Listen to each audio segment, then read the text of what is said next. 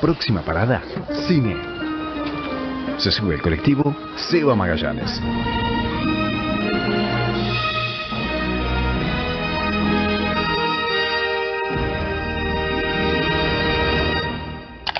Ideas, voces y miradas en circulación. 7 minutos nos separan de las 11 de la mañana y comenzamos este recorrido, inauguramos esta parada de cine con Seba Magallanes, así que te doy la bienvenida, Seba. ¿Cómo estás? Rebe, ¿cómo estás? Muchas gracias por el recibimiento, me encanta, estaba esperando mucho el día de hoy porque la columna, la verdad que me parece súper interesante, sobre todo porque vamos a ver y hablar de un tema que es bastante recurrente en el cine, pero con películas por ahí que no son de las más próximas en el tiempo, ¿no? Vamos a viajar un poquito. Bien, perfecto. Para el día de hoy tenemos un tema, no sé si ya se puede adelantar, sí. Sí, claro que sí, ¿por qué no? Se sean los misteriosos. Cine y obsesión el día de hoy, que me interesa, me gusta esto. Sí, el cine... No la obsesión, pero sí la combinación de estas dos. No, pero todos somos en algún punto un poquito obsesivos somos en algo. Y hoy traje 4 películas que son realmente 4 obras maestras de 4 maestros del cine y que son un poquito, vamos a viajar un poco bastante en el tiempo, pero son películas que sin dudas cuando uno las ve empieza a reconocer también el legado que dejaron en otras películas que hablan sobre el tema. Claro. Y en este caso vamos a meternos en el cine y la obsesión o las obsesiones con 4 películas que, como te digo, son realmente obras maestras, son realmente muy muy buenas y dejaron un mojón muy grande en la historia del cine. Vamos a hablar por un lado de una película argentina que se llama Más allá del olvido, para que estoy ahí está, mi garganta esta ahora siempre se complica, siempre es una cosa que no, hoy estábamos todos bastante estropezados igual, porque sí se dio la mañana también, es como que el clima no ayuda, mucha humedad, está difícil poder cuidarse también la garganta y la voz en estos tiempos, así que hay que tener mucho cuidado también. Y la edad también, es la edad. La edad llega un momento que la humedad, que las inclemencias climáticas empiezan a afectar y ya lo somos, o sea, por lo menos yo no soy tan inmortal como creía cuando era más chico y todo me afecta, o sea, si llueve un poquito me afecta, si hay humedad me siento mal, me pongo mal humor, ya no es como cuando era más chico y está todo bien, ahora estoy súper cabrón. Pero bueno, y es una obsesión también. y hablando de obsesiones y del cine y las obsesiones, en primer lugar vamos a viajar a 1956, acá a Argentina, vamos a quedarnos en el país, pero con una película de un maestro total que es Hugo del Carril, que fue Hugo del Carril, una película de 1956 que se llama Más allá del olvido, una película que tiene mucho que ver con cómo... sos lo más del mundo.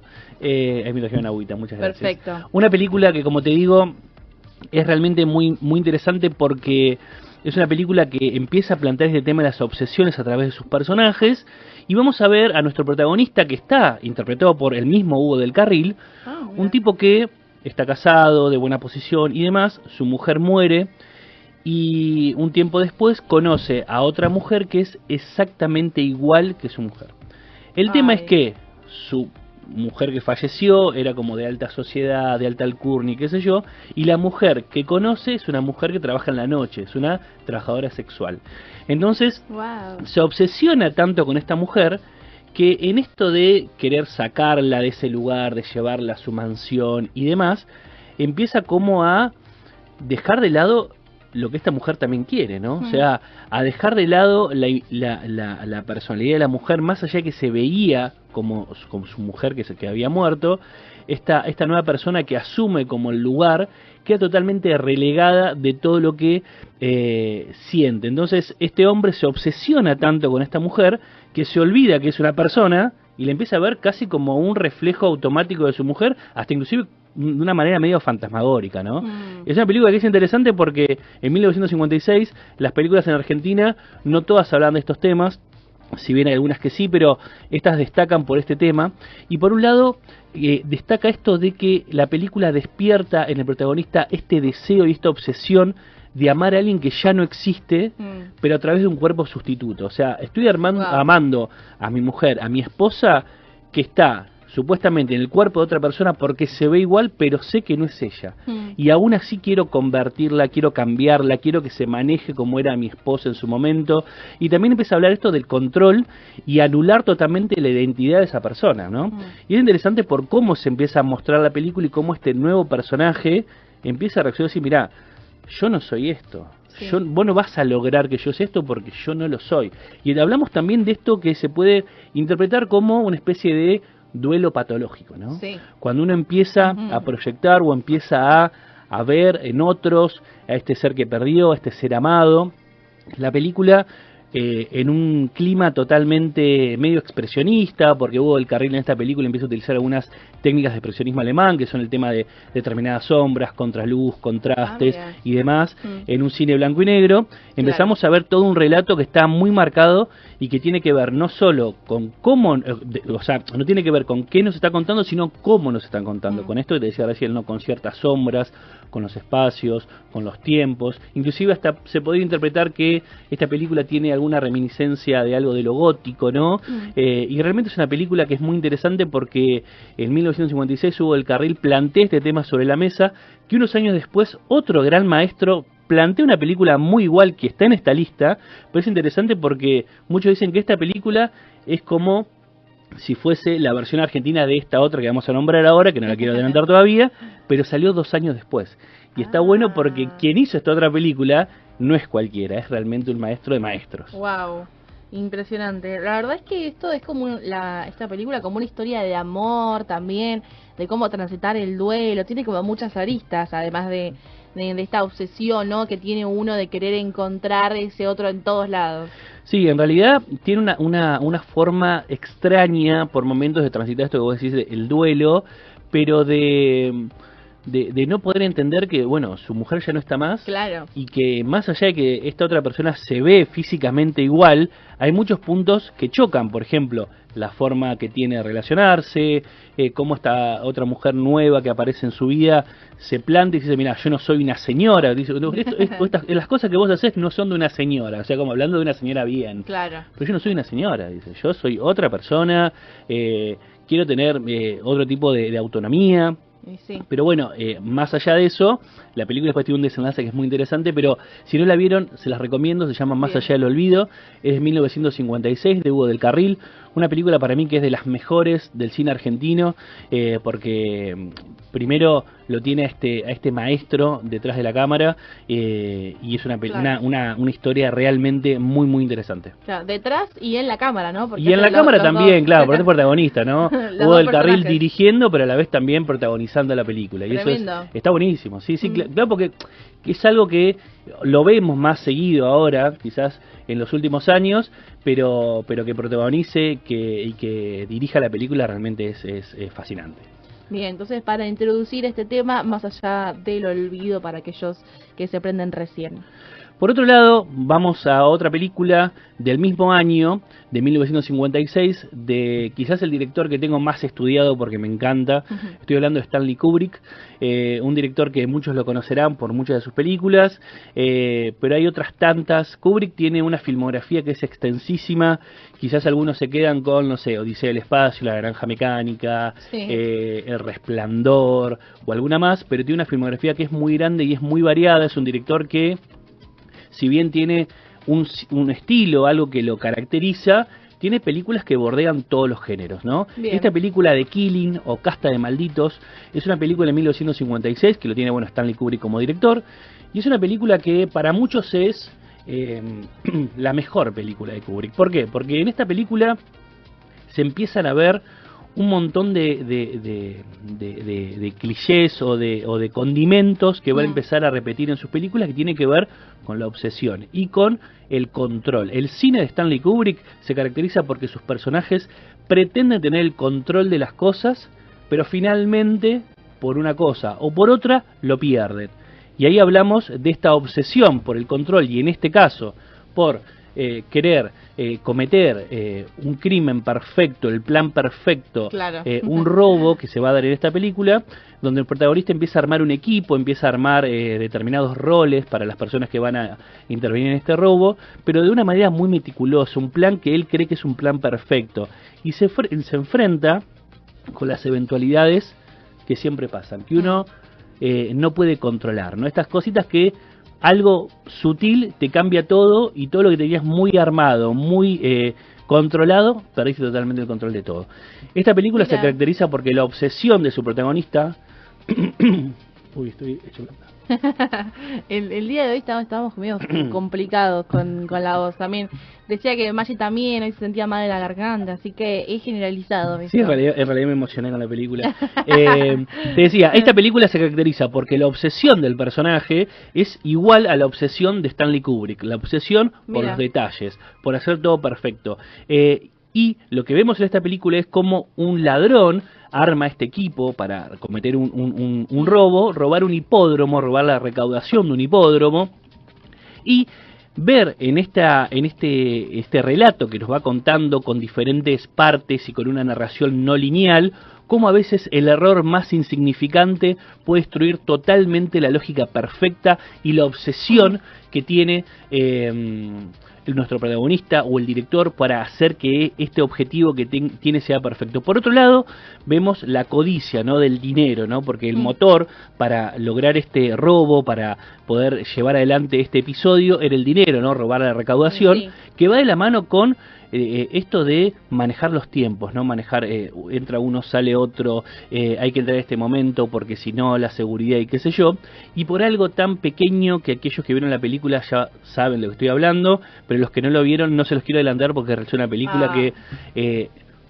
tiene sus años, que es una película que se sigue manteniendo en el tiempo y que ese final es realmente demoledor, porque decís, claro, con razón es un maestro, con razón esta película es tan perfecta y con razón esta película hay que verla una y mil veces porque es increíble. Ahora, no sé, vas a ver qué habrá pasado. No, bueno, pero como te decía, todo genera esto que, bueno, de ahí se desprende un poco también esta lógica de los robos con diferentes personajes y roles, no sé, lo vemos en Perros de la Calle, Tarantino, ¿no? Con los personajes que tienen diferentes colores y cada uno hace cada cosa.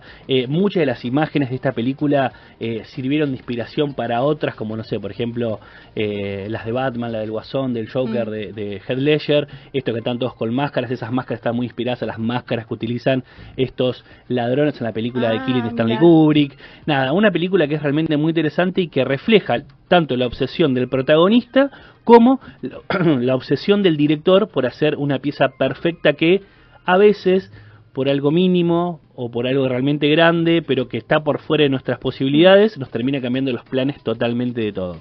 Bien, perfecto. Así que The Killing, ¿no? Se llama. Este director no lo conozco tanto, la verdad. Que me veo a diferencia de vos que lo tenés más estudiado, Stanley Kubrick no he visto tantas películas de él, me parece. Stan Kubrick, ella es Stan Kubrick de Charly García. La canción. Mira. ¿Viene de acá también? Charly García es un músico muy cinéfilo, es un músico que en toda su carrera demostró su amor por el cine. Sí, inclusive hay una banda que él tenía con otros músicos muy tope de gama, no me acuerdo de quiénes, pero si no estaba también Lebón o alguno de esos, pero eran como los mejores de la época, se llamaba la Ray Milland Band, que era como una super banda. Mira. Que la Ray Milland Ray Milland es un actor de los años 70 y que está muy vinculado al cine de Roger Corman, que es otro de los grandes productores de los años 70 que hacía películas de bajo presupuesto y eran películas muy interesantes. Y Charly García siempre manifestó que era muy fan del cine y de este tipo de películas, ¿no? Y de hecho también, bueno, hay su canción, Ella está en Kubrick, hace referencia directamente al autor, ¿no? A Kubrick. Así Tremendo. que Stanley Kubrick es un tipo que tiene una filmografía larguísima, que es súper interesante, que como te decía, quizás se lo reconoce por estas películas que hablamos al principio, como La Naranja Mecánica, como Resplandor, como Ojos bien cerrados, por ejemplo, que fue su última película, que él nos llegó a... Tiene algo parecido a mí, muchos me dicen, de las ojeras, la barba, qué sé yo. Ojalá fuese el 1% de talentoso que era Stanley Kubrick, pero como era tan obsesivo también hay un montón de relatos detrás de escena donde también terminaba siendo un tipo bastante déspota a la hora de filmar, ¿no? Está la historia del Resplandor, que Shelby Duvall le hizo hacer como 120 y pico de veces una escena y ella termina llorando totalmente colapsada, y la escena donde está más colapsada, más estresada, más angustiada es la que quedó en la película finalmente. No, impresionante.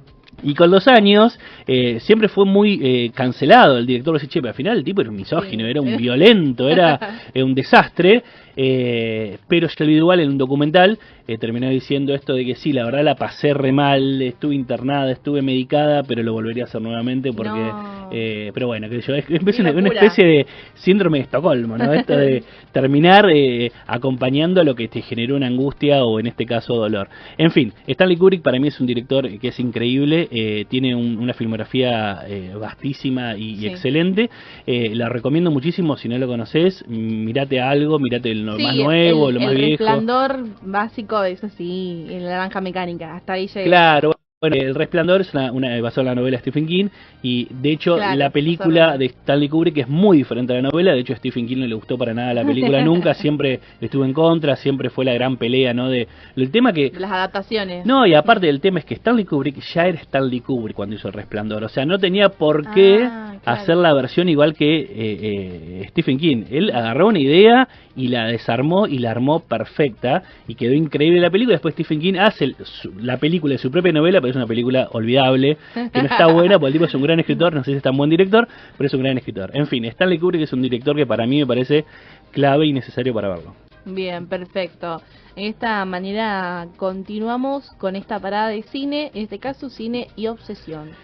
Y en esa tónica de cine y obsesiones, vamos a una película que lo tiene otro gran maestro, que es el señor Alfred Hitchcock. El maestro Alfred Hitchcock, en 1958, crea una película, hace una película, estrena una película que se llamó Vértigo. Quizás la película que, no sé, que más le gusta a muchos de los fanáticos de Hitchcock. Hay algunos que le gusta más Psicosis, otros que le gusta más Intriga Internacional, Los pájaros, pero Vértigo, a mí por ejemplo es una película que me parece espectacular. ¿Por qué? Porque nos presenta a un policía que por una fobia a la altura, que se llama acrofobia, que es vértigo justamente, ¿no? Sí. Termina teniendo una actividad medio en paralelo a su rol como policía, pero que lo contratan como para perseguir a alguien, para seguir a alguien, para investigar a alguien. Alguien del pasado dice, che, mira, me gustaría que sigas a mi mujer, porque la verdad que no sé en qué anda, que la investigues un poco, que la vayas siguiendo. Bueno, la película, con la música excelente de Bernard Herrmann, empieza a mostrarnos este personaje en recorridos largos, que empieza como a mirar qué es lo que hace esta mujer y empieza como de a poco a enamorarse de esa mujer. Finalmente terminan teniendo una especie de amorío, pero por esa cosa de la vida la mujer muere. ¿Y qué pasa? Pasa el tiempo y él conoce a una mujer que es exactamente igual a la mujer que murió. Y es por eso que la primera película que mencioné recién dice mucho que es la Vértigo Argentina. Claro. El tema que Hugo del Carril hace la película Más allá del olvido en 1956 y Vértigo sale en 1958, claro. O sea, 2 años después. Hitchcock robó la idea. No creo que la haya robado, pero sin dudas es una... No, porque viene de otra novela, de una novela llamada De entre los muertos, que es más vieja la historia. Claro, pero si bien, pero si bien tienen cosas diferentes, tienen esta similitud de ver o de obsesionarse con una persona y querer cambiarla. Y en esta película, nuestro personaje, interpretado por James Stewart, Scotty Ferguson, ve a esta mujer que es parecida a la mujer de la que se enamoró y también quiere cambiarla, quiere modificarle el pelo, quiere... qué pesado. No, es re pesado, quiere cambiar la ropa, le compra diferentes cosas, claro. Hasta que, bueno, la peli tiene un plot twist que es espectacular, que no todo como lo veía el protagonista es tan así. Entonces ahí juega nuevamente la carta esta del cine de Alfred Hitchcock, cuando juega con la sorpresa y con el suspenso, con esto de la información que tenemos los espectadores más allá de lo que sabe el personaje. Entonces y que queremos ver qué es lo que va a hacer con eso, porque nosotros lo sabemos pero él no.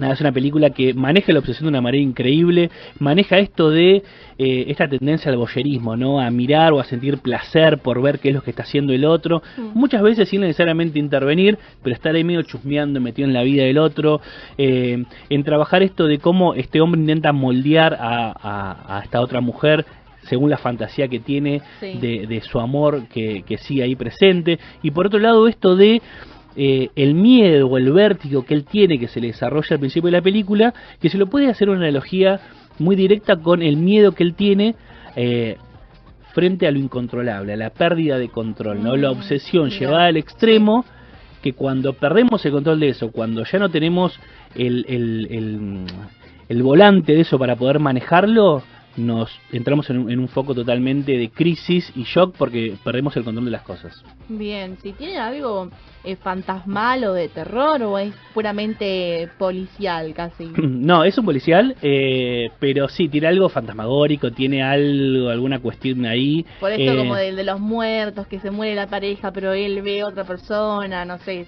yo me imagino la verdad. Sí, no tiene sé. algo de lo fantasmagórico, tiene algo de presencias extrañas, pero no es Claro. necesariamente una película que tenga el foco sobre eso. Ok. Esa película tiene más puesto el foco en la obsesión de este personaje por intentar traer nuevamente a la mujer que murió, a la mujer que amó, nuevamente a la vida en el cuerpo de otra persona, que por más de que se ve igual, tiene algunas diferencias que lo vemos en la película, pero que intenta cambiarla y modificarla al extremo de hacerla totalmente igual, porque no soporta el hecho de haber perdido a su amor. No, sí, tremendo, la verdad. Así que esta sería la tercera recomendación del día de hoy y nos queda una más. Y la última, para cerrar, otro de los grandes maestros de la Argentina, ahora volvemos a Argentina, pero en 1969, con el maestro de maestros que es el director, músico y artista completo, Leonardo Fabio, un tipo que tiene una filmografía riquísima, que tiene una forma de filmar poética, que en cada plano vemos cómo el tipo nos empieza a mostrar y empieza a narrar desde lo visual algo que es realmente hermoso. Sus relatos, sobre todo de sus primeras películas, también de las últimas, pero sobre todo en las primeras que a mí me gustan mucho más, vemos una manera de contarnos las cosas que utiliza la cámara casi como un personaje más. En esta película, El Dependiente, de 1969, Leonardo Fabio nos cuenta qué es lo que pasa con Fernández, un tipo que es empleado de una ferretería y está obsesionado con quedarse con esa ferretería luego de que muera su patrón. En el medio se enamora o empieza a tener una especie de noviazgo medio extraño con el personaje de Graciela Borges, una Graciela Borges muy joven, muy bonita, y vemos cómo este personaje empieza a obsesionarse con la muerte de un otro, ¿no? Para tener un posible ascenso. Claro. O sea, ve el ascenso, ve cambiar de posición frente a la muerte de otro. Y él sabe que esto va a pasar inevitablemente, entonces se obsesiona y vemos una especie de bucle totalmente ciego e infinito de cosas y actitudes que va teniendo nuestro personaje, que lo termina convirtiendo casi como una persona realmente, no sé, un sacado total. Claro. Pero que en Obsesionado. que en esta obsesión la película no es una película que es muy vertiginosa en términos narrativos, en términos de lo que nos muestra, sino que todo lo contrario, es una película que nos muestra esa obsesión que tiene nuestro protagonista de una manera muy tranquila. Fabio en esta película utiliza los silencios, la quietud, de una manera tan sutil que no te aburre, que no es algo inmóvil. ¿No? O sea, vos Claro. estás viendo estos personajes sentados ahí, hay un plano característico de esta película, que están ellos sentados en el patio, donde es un momento muy quieto, pero no es inmóvil. ¿Qué significa que no es inmóvil? Que el espectador no se aburre, que todo el tiempo estamos queriendo ver, a ver qué va a pasar y por qué, cómo se conocen, esta tensión del encuentro, de la conquista. Claro. Bueno, nada, una película realmente fascinante. Y por otro lado también habla esto de este vínculo marcado por lo que no se dice, ¿no? Y la atmósfera de estancamiento del personaje frente a lo que posiblemente va a llegar. Una película que si no la vieron, yo les recomiendo que la vean, se llama El Dependiente. Es una película que tiene el sello Leonardo Fabio por todos lados, con esta manera poética y surrealista de contarnos las cosas, además de que es una película que un poco alimentó también la carrera de Leonardo Fabio, porque él mismo lo ha contado, primero que fue la película en la que más se divirtió, que la pasó mejor, que fue una película que él tenía unos recuerdos increíbles, y por otro Qué lado bien. fue donde nació uno de sus grandes hits, que es Fuiste mío un verano, que es una de las grandes canciones de Leonardo Fabio, que nace un poco en el rodaje de esa película, ¿no? Esta película después él hace como un parate y después vuelve más adelante con Juan Moreira, con Nazareno Cruz y el Lobo y demás, pero Claro. en este parate que hace después de esta película, él se enfoca bastante en la música, pero no por eso deja de lado la beta del cine, ¿no? Que bueno, esta película le dio bastante lo proveyó bastante de herramientas para que pueda crecer su carrera. El Dependiente, 1969, Leonardo Fabio, es la última recomendación. Una película que si no la vieron, por favor véanla. Estas películas que estoy nombrando, excepto Vértigo y alguna más, se pueden acceder muy fácil.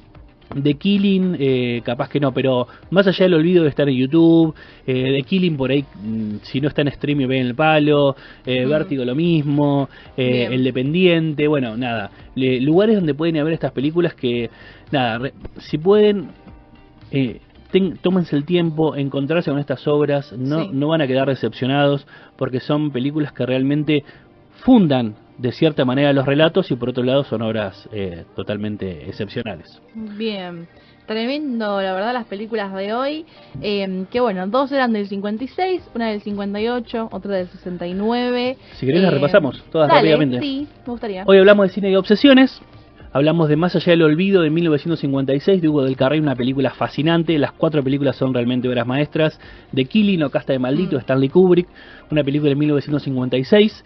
Por otro lado hablamos de Vértigo, del maestro Alfred Hitchcock, de 1958. Y cerramos con El Dependiente, de Leonardo Fabio, de 1969. 4 películas que hablan y que presentan al cine y a las obsesiones de primera mano. Películas realmente increíbles y que creo que el que la vea se va a meter en un viaje inolvidable.